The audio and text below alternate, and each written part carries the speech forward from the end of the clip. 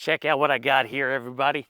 This little bolt action right here is the Asend from Retay USA, and that is spelled A-S-E-N-D, not A-S-C-E-N-D. So if you're looking for this rifle online, you have to know how to spell it when you're looking for it.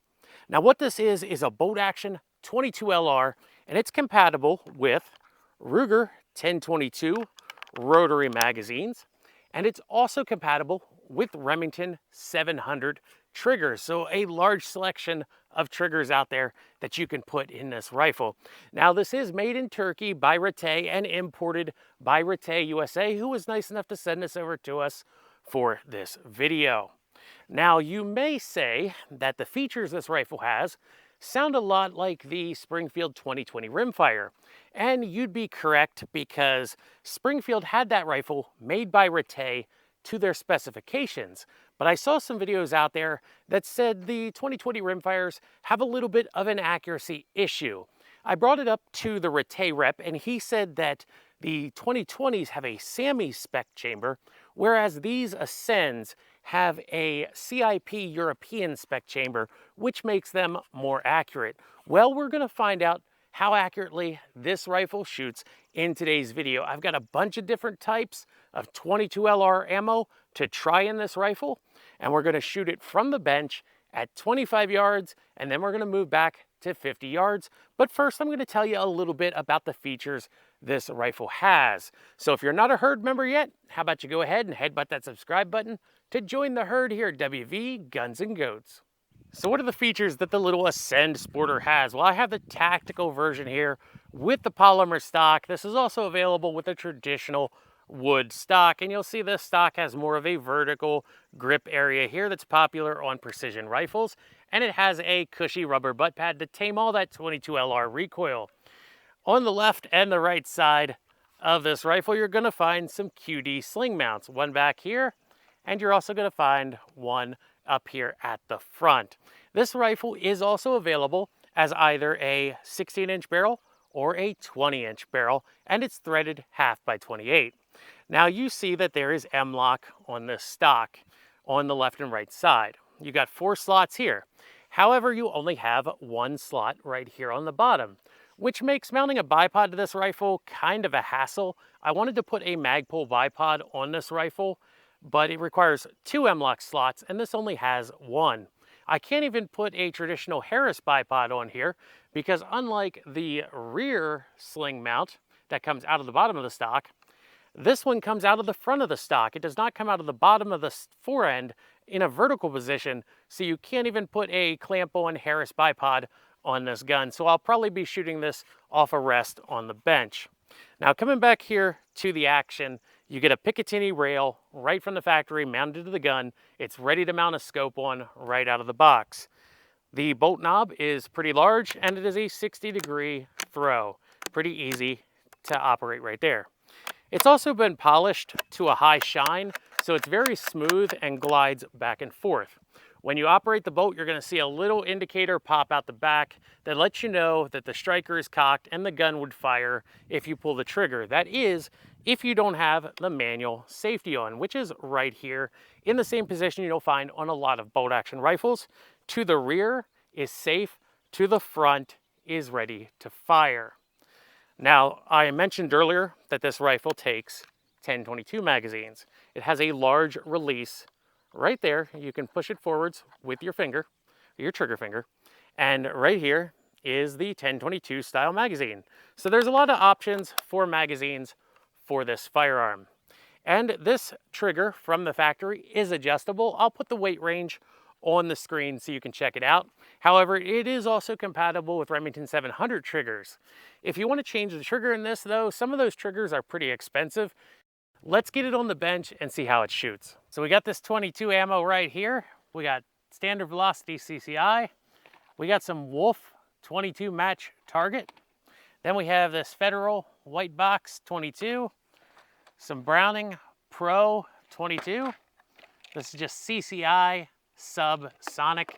And then we have 2 types of bulk, some Browning BPR and Federal auto match. We're going to start at 25 yards and then shoot some groups at 50 yards. First up, we're gonna start with the Federal Auto Match. I got 4 targets down range. I'm gonna shoot 5 shots at each target. One of the things is I've got this pretty much sighted in, but I sighted in with high velocity, so it might be a little bit low with this standard velocity stuff here. So let's do some shooting with it and see how it does.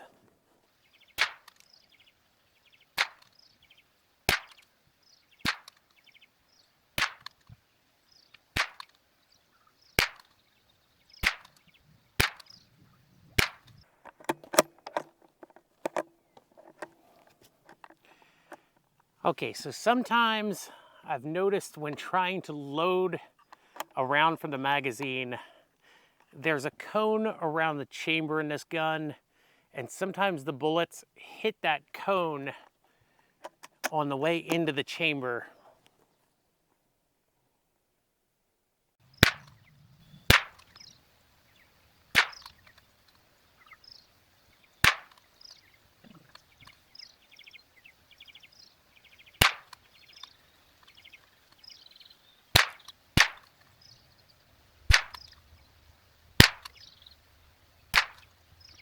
So it seemed to shoot actually pretty good with the Federal Auto Match. Let's get some more targets downrange and move on to the next type of ammo. Now we're going to be shooting the Browning BPR ammunition.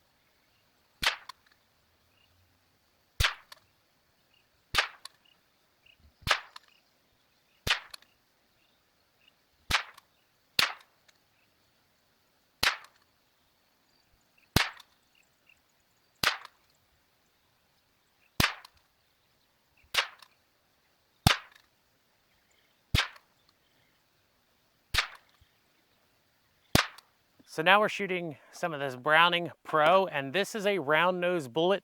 The other ones were hollow points, so hopefully this cuts down on that, hitting that forcing cone or chamber cone on the face of the barrel there. We're gonna start with their magazine, and then we'll move to the Ruger brand magazine. So let's see if this feeds right off. Okay, went right in there without an issue. Let's see how it shoots.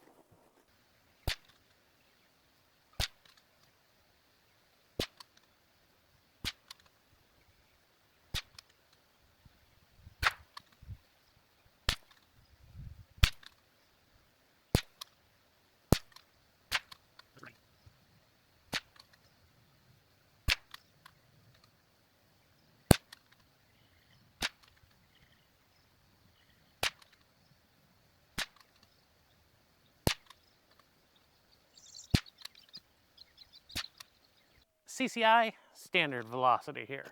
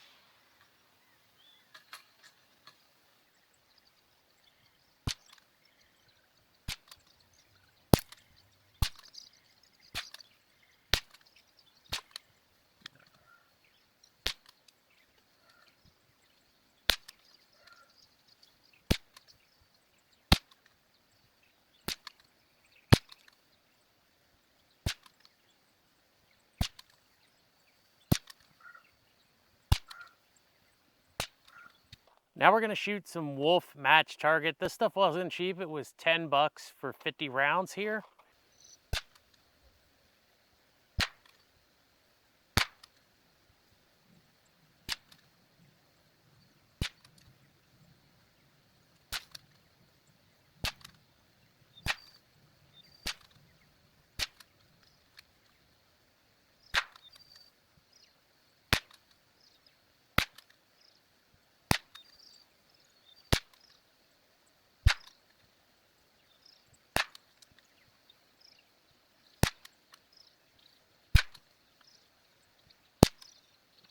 So we're gonna shoot this CCI subsonic.